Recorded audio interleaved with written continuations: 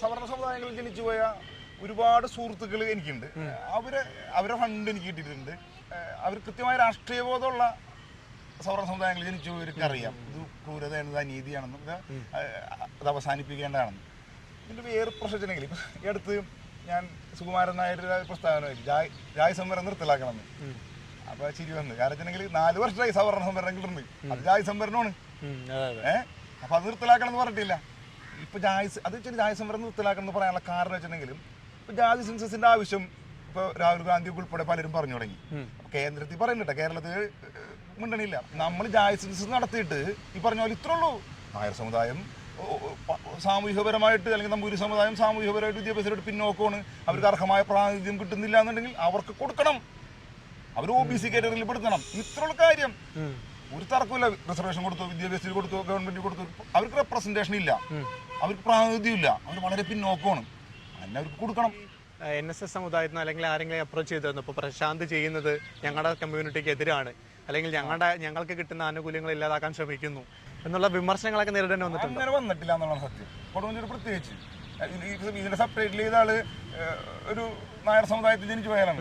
പുള്ളി എനിക്ക് കൃത്യമായിട്ട് പുള്ളിയൊക്കെ എനിക്ക് ആദ്യം പറഞ്ഞു തന്നിട്ടുണ്ട് ഇതിനകത്ത് ചില അപകടങ്ങൾ ഇങ്ങനെയൊക്കെ ഉണ്ടാ. പുള്ളി സെപ്പറേറ്റ്ലി ചെയ്ത് എൻ്റെ ഏറ്റവും അടുത്ത സുഹൃത്തുക്കളൊന്നാണ് അഭിലാഷേട്ടൻ എന്ന് പറഞ്ഞിട്ട്. അപ്പൊ അങ്ങനെ ഉണ്ടായിട്ടില്ല ഇതേ വരും. അതുപോലെ നമ്മൾ ഈ സിനിമയിൽ പറയുന്നുണ്ടല്ലോ, ഇപ്പൊ സിനിമയിൽ അതിന്റെ നമ്മുടെ ഒരു ജാതി പിള്ളേരുടെ 2 അച്ഛന്മാർ ചേർന്ന് പറയുന്നുണ്ട്. അപ്പം നമ്മുടെ സർക്കാർ ചെയ്തതല്ലേ, അതെ അതെ, അപ്പൊ നമ്മുടെ സർക്കാർ ചെയ്തത് കൊണ്ട് നമുക്ക് അനുകൂലമായിട്ട് വരുന്ന രീതിയിലേക്കേ ചെയ്യുള്ളൂ, കോവിഡ് കാലത്ത് കിറ്റ് തന്നതല്ലേ എന്ന് പറയുന്ന ഒരു ആക്ഷേപഹാസ്യം അതിനകത്തുണ്ടല്ലോ. അപ്പൊ ഇത് ആക്ച്വലി റിയൽ ലൈഫിലുണ്ട്. കാരണം ഒരു വിഭാഗം ആളുകളൊക്കെ ഇപ്പം ഈ സർക്കാരിനെ അത്ര കണ്ട് വിമർശിക്കാത്ത, അതായത് ഇടതുപക്ഷ പ്രൊഫൈലുകളുള്ള ആളുകളൊക്കെ അത്ര കണ്ട് വിമർശിക്കാത്ത സർക്കാർ ചെയ്യുന്ന എല്ലാം വളരെ പോസിറ്റീവായിട്ടാണ് എന്ന് ചിന്തിക്കുന്ന കുറേ ആളുകളുണ്ട്. അപ്പൊ അവര് പക്ഷേ ആക്ച്വലി ഈ ഒരു ഇതിൽ ചതിക്കപ്പെടില്ലേ? യാഥാർത്ഥ്യമല്ല. ഈ സിനിമ കണ്ടിട്ട് ഞാൻ മനസ്സിലാക്കുന്ന CPM-ന്റെ ഏരിയ സമ്മേളനത്തിൽ 3 ലോക്കൽ സമ്മേളനത്തിൽ കമ്മിറ്റിയിൽ നിന്ന് ചർച്ച വന്നു ഈ വിഷയത്തിൽ. കാരണം എന്താ, ഈ പാവങ്ങളായ ഇവര് കള്ളുഷാപ്പിലിരുന്ന് കൊട്ടേഷൻ വെക്കാണ് ഇടിണ്ടാക്കുന്നത്, പാർട്ടി എന്താണെന്ന് കാണിച്ചു കൊടുക്കണം എന്ന് പറഞ്ഞിട്ട്. അത് CPI-കാരും CPM-കാരനായിട്ടാണ് നമ്മൾ അവതരിപ്പിച്ചേക്കണത്. കാരണം അവരുടെ മക്കൾക്ക് അഡ്മിഷൻ കിട്ടിയൊന്നും അതൊക്കെ വീട്ടിൽ പറഞ്ഞിട്ടുള്ള ലൈനിലാണ്. അപ്പോൾ നമ്മുടെ ഈ ഒരു ജാതി പിള്ളേരെ അത്യാവശ്യം വലിയ രീതിയിൽ ചർച്ച ചെയ്യപ്പെടുന്നുണ്ട്. അപ്പോൾ ആക്ച്വലി തൊടാൻ പേടിക്കുന്ന രീതിയിലുള്ള ഒരു രാഷ്ട്രീയം നമ്മൾ സിനിമയിലൂടെ ചർച്ച ചെയ്യുന്നുണ്ട്. അത് എല്ലാ രീതിയിലും ഓരോ കോണിലും വിശകലനം ചെയ്തുകൊണ്ടേയിരിക്കുന്നുണ്ട്, ആളുകളൊക്കെ അക്സെപ്റ്റ് ചെയ്യുന്നുണ്ട്.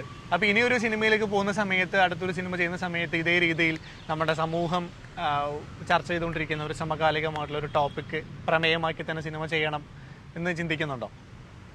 അതിലൂടെ തന്നെ വീണ്ടും, അതായത് ഇനി അടുത്ത സിനിമയിലും രാഷ്ട്രീയം പറയണമെന്ന് പ്രതീക്ഷിക്കുന്നുണ്ടോ? ഞാൻ അടുത്തത് സത്യത്തിൽ ആഗ്രഹിക്കുന്ന ഒരു മാസ് മസാല എന്റർടൈനർ പടമാണ് ആഗ്രഹിക്കുന്നത്. അതിനകത്ത് പൊളിറ്റിക്സ് ഉണ്ടാവും. അത് പക്ഷെ ഇത്രത്തോളം അങ്ങനെ പൊളിറ്റിക്സ് കുത്തിക്കയറ്റി പറയുന്നത് പറഞ്ഞല്ല.